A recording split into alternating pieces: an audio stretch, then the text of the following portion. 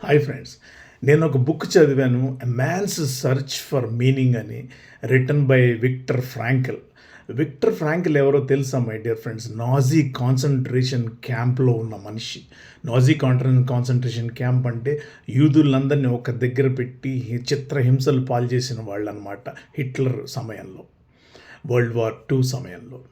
అటువంటి క్యాంప్ నుంచి సర్వైవ్ అయినటువంటి మనిషి విక్టర్ ఫ్రాంకిల్. ఆయన ఏం చెప్తాడంటే, మహాబలవంతులు సర్వైవ్ కాలేదు. ఒక డిఫికల్ట్ సిట్యుయేషన్‌లో ప్లేస్ చేసినప్పుడు దేహదారుఢ్యం ఉన్నవాళ్ళు, బలవంతులు సర్వైవ్ కాలేదు. పోనీ తెలివైన వాళ్ళు, బాగా స్మార్ట్ పీపుల్ అనుకునే వాళ్ళు సర్వైవ్ అయ్యారంటే వాళ్ళు కూడా సర్వైవ్ కాలేదు. అటువంటి సిట్యుయేషన్ నుంచి బతికి బయటపడ్డ వాళ్ళు ఎవరో తెలుసా మై డియర్ ఫ్రెండ్స్? ఆయన ఏం చెప్తాడంటే ఆ పుస్తకంలో, ఒక పర్పస్ ఉన్న వాళ్ళు మాత్రం సర్వైవ్ అయ్యారు.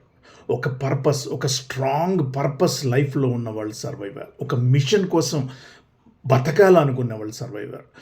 వాళ్ళ కారణం ఏదైనా కావచ్చు. వాళ్ళ కుటుంబాన్ని చూడడం కావచ్చు, భార్యాపిల్లల్ని మళ్ళీ చూడడం, లేకపోతే ప్రేమించిన వాళ్ళని కలవడం కావచ్చు, లేకుంటే ఒక బలమైనటువంటి కాంక్ష పెట్టుకున్నా కానీ, ఏదన్నా ఒక బలమైన కారణం వెతుక్కున్న వాళ్ళు సర్వైవ్ అయ్యారు.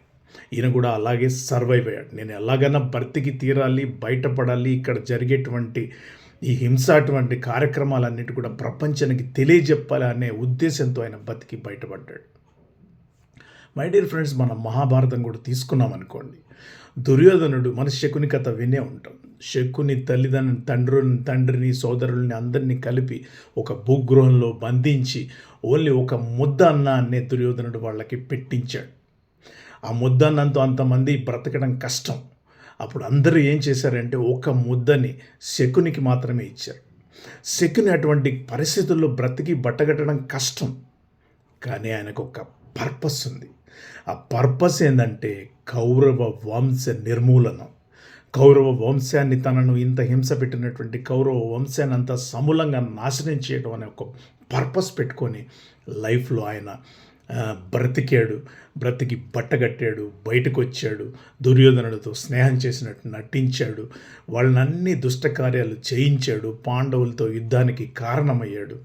లాస్ట్కి పాండవుల చేతిలో వాళ్ళందరూ కౌరవుల వంశ నాశనం అయ్యే వరకు బ్రతికున్నాడు. మై డియర్ ఫ్రెండ్స్, ఏంటంటే ఒక పర్పస్, అది పగ కావచ్చు, కాంక్ష కావచ్చు, ఒక మిషన్ కావచ్చు, ఒక మంచి పని చేద్దామని కావచ్చు, లేకపోతే మన ఫ్యామిలీకి ఒక మంచి జీవితాన్ని ఇద్దామని కావచ్చు, ఏదన్నా ఒక పర్పస్ లైఫ్లో పెట్టుకొని ఉంటేనే మనం బ్రతుకుతాం. ఎటువంటి డిఫికల్ట్ పరిస్థితుల్లో అయినా కానీ తట్టుకొని నిలబడగలం. మనం పరిస్థితుల్ని కంట్రోల్ చేయలేం, కానీ పరిస్థితులకు మన రెస్పాన్స్ ఎలా ఉంటుందో కంట్రోల్ చేయగలం. గడ్డు పరిస్థితులు వచ్చినప్పుడు, ఎటువంటి అసలు ఎస్కేపే లేనటువంటి పరిస్థితులు వచ్చినప్పుడు కూడా ఒక డిగ్నిటీతో, ఒక ధైర్యంతో, ఒక చిరునవ్వు మొహం మీద పెట్టుకుని, మొహం మీద పులుముకొని చిరునవ్వుతో సంతోషంగా మనం ఆ ప్రాబ్లమ్ని ఫేస్ చేయగలిగితే మనం ఏదైనా సాధించవచ్చు.